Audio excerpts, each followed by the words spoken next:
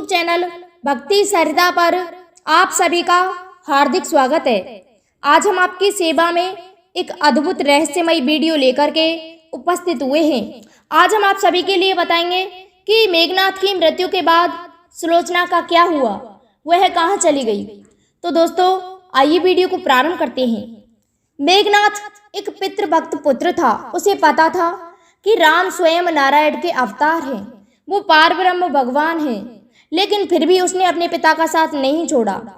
कुंभकर्ण की मृत्यु के बाद रावण के पास कोई योद्धा शेष नहीं बचा, केवल उसका पुत्र मेघनाथ बचा था, जिस पर उसे बहुत घमंड था कि उसके जैसा योद्धा तीनों लोकों में कोई नहीं है। रावण ने अपने पुत्र मेघनाथ को युद्ध में भेज दिया। अपनी कुल देवी निकुंभला की पूजा करके मेघनाथ युद्ध में चल पड़ा। अब तो मेघनाथ और लक्ष्मण के मध्य भयानक युद्ध होने लगा। इंद्रजीत के सारे अस्त्र विफल हो गए। तब वो अदृश्य होकर लड़ने लगा। तब लक्ष्मण की सहायता में स्वयं श्री राम आ गए। तब मेघनाथ ने क्या किया कि श्री राम और लक्ष्मण सहित संपूर्ण सेना को नागपाश में बांध दिया। इसके बाद राम और लक्ष्मण बेहोश हो गए। तभी हनुमान जी को एक युक्ति आई कि भगवान गरुड़ ही इस नागपाश को काट सकते हैं। अतः हनुमान जी गरुड़ जी को लेकर आए और गरुड़ जी ने सभी को नागपाश के बंधन से मुक्त कर दिया। दोस्तों युद्ध का दूसरा दिन था। जब रावण को यह पता चला कि सभी वानर और राम लक्ष्मण नागपाश से मुक्त हो गए हैं, तो रावण ने फिर मेघनाथ को युद्ध भूमि में भेजा। लक्ष्मण और मेघनाथ में युद्ध चलने लगा। जब लक्ष्मण मेघनाथ पर भारी पड़ने लगे, तब मेघनाथ माया से युद्ध करने लगा। उसने लक्ष्मण जी पर अपना शक्ति बाण छोड़ दिया, जिससे लक्ष्मण जी मूर्छित हो गए। तब हनुमान जी हिमालय से संजीवनी बूटी लेकर आए थे, जिसके बाद लक्ष्मण जी ठीक हो गए थे। दोस्तों तीसरी बार युद्ध में जाते समय मेघनाथ को यह ज्ञात हो गया था कि राम और लक्ष्मण कोई साधारण मनुष्य नहीं है, अपितु स्वयं नारायण का अवतार है। तब वो अपने माता पिता और अपनी पत्नी सुलोचना से मिलने आया। वह अपने माता पिता से मिलकर जाने लगा। तब उसने सुलोचना की ओर देखा। सुलोचना से वह इसलिए नहीं मिल पाया क्योंकि उसे लग रहा था कि कहीं सुलोचना के आंसू देखकर वह भावुक न हो जाए, वह युद्ध में कमजोर पड़ जाएगा। किंतु जब उसने सुलोचना का मुख देखा तो अचंभित रह गया। दोस्तों सुलोचना के नेत्रों में एक भी आंसू नहीं था तथा वह अपने पति को देख रही थी। हालांकि उसे भी पता था कि आज उसका अपने पति से अंतिम मिलन है, लेकिन एक पतिव्रता होने के कारण उसने अपने पति का साथ दिया और एक भी आंसू नहीं गिरने दिया। जब लक्ष्मण जी युद्ध में जाने लगे, तब भगवान श्री राम ने लक्ष्मण से कहा कि सुलोचना एक पतिव्रता नारी है, इसलिए मेघनाथ का मस्तिष्क भूमि पर ना गिरे। इसलिए जब लक्ष्मण जी ने मेघनाथ का मस्तिष्क काटकर धड़ से अलग कर दिया तो उसे श्री राम के चरणों में रख दिया। भगवान श्री राम लंका व सुलोचना को यह बता देना चाहते थे कि युद्ध में मेघनाथ वीर गति को प्राप्त हो गया।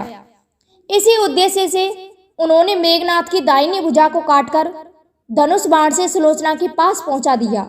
जब सुलोचना ने मेघनाथ की भुजा देखी तो उसे अपनी आंखों पर विश्वास नहीं हुआ। दोस्तों उसने उस भुजा से युद्ध का सारा वृत्तांत लिखने को कहा।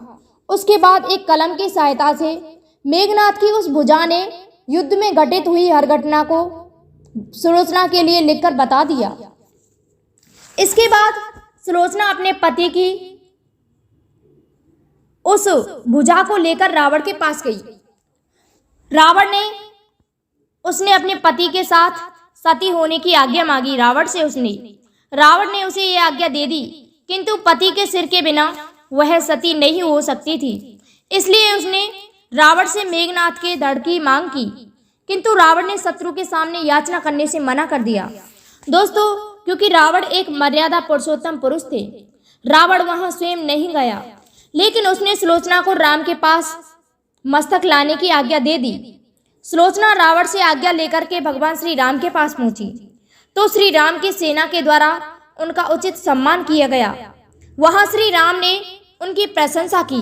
दोस्तों सुलोचना ने भगवान को प्रणाम किया और उसने अपने पति का मस्तिष्क मांगा। श्री राम ने बिना देरी किए महाराज सुग्रीव से मेघनाथ का सिर लाने को कहा, किंतु सभी के मन में यह आशंका थी कि सुलोचना को यह सच कैसे ज्ञात हुआ। तब सुलोचना ने पूरा वृत्तांत कह सुनाया। ये सुनकर के राजा सुग्रीव हैरान थे। उन्होंने सुलोचना से मांग की कि यदि उसके पतिव्रत धर्म में इतनी शक्ति है तो वह इस कटे हुए सर को हंसाकर दिखाए। तभी सुलोचना ने अपने पतिव्रत धर्म से उस मस्तक को सबके सामने हंसने को कहा। इतना सुनते ही मेघनाथ का कटा हुआ सर हंसने लगा। सभी ये देखकर हैरान पड़ गए, किंतु भगवान श्री राम स्वयं सुलोचना के स्वभाव का पता था। भगवान श्री राम को और उसकी शक्ति के बारे में पता था। उन्होंने उस दिन युद्ध विराम की घोषणा की और लंका की सेना को मेघनाथ का अंतिम संस्कार करने को कहा, ताकि सुलोचना के सती होने में किसी भी प्रकार का रक्तपात न हो।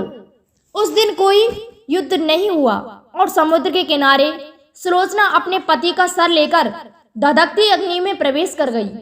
भक्तों, इस प्रकार से सुलोचना उस अग्नि में जलकर अपने पति के साथ भस्म हो गई। हम समझते हैं श्रोताओं को हमारा वीडियो पसंद आया होगा, इसलिए हमारे चैनल को लाइक, शेयर और सब्सक्राइब करें। साथ ही बेल आइकन को भी प्रेस कर दें, जिससे कि आने वाली वीडियो का नोटिफिकेशन आपको मिलता रहे। धन्यवाद। जय श्री राम।